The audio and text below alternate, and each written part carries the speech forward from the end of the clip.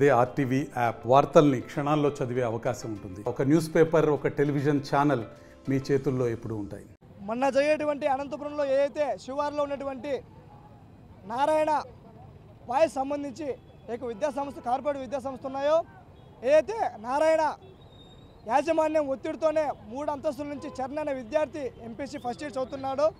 ఏదైతే ఫీజు కట్టకపోవడం వల్ల ఆ ఒత్తిడితో ఆ విద్యార్థి 3వ అంతస్తు నుంచి పైనుంచి కింద పడి చనిపోవడం జరిగింది.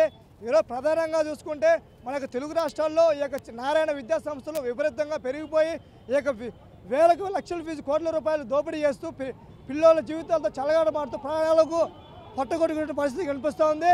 ఈరోజు మేము ఎస్ఎఫ్ఐ ఒకటే కడప జిల్లా కమిటీ తరఫు పక్షాన ఒకటి అడుగుతున్నాము.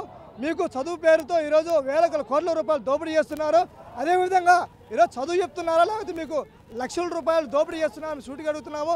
అదేవిధంగా ఈరోజు మంత్రిగా ఉన్నటువంటి ఆదినారాయణ గారు ఈరోజు రూలింగ్ పార్టీలో ఉన్నారు.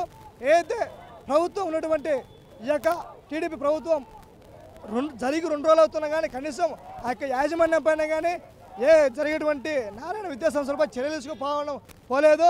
ఇప్పటికైనా కూడా ఆ యొక్క విద్యాసంస్థను చర్యలు తీసుకొని సీజ్ చేయాలని చెప్పేసి మేము ఎస్ఎఫ్గా డిమాండ్ చేస్తున్నాము.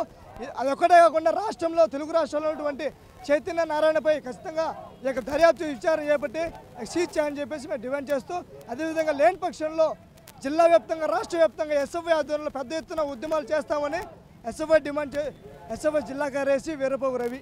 మరిన్ని వీడియోస్ కోసం ఛానల్ ని సబ్స్క్రైబ్ చేయండి. లేటెస్ట్ అప్డేట్స్ కోసం వాట్సాప్ ఛానల్ ని ఫాలో చేయండి. అండ్ లింక్ డిస్క్రిప్షన్ లో ఉంది.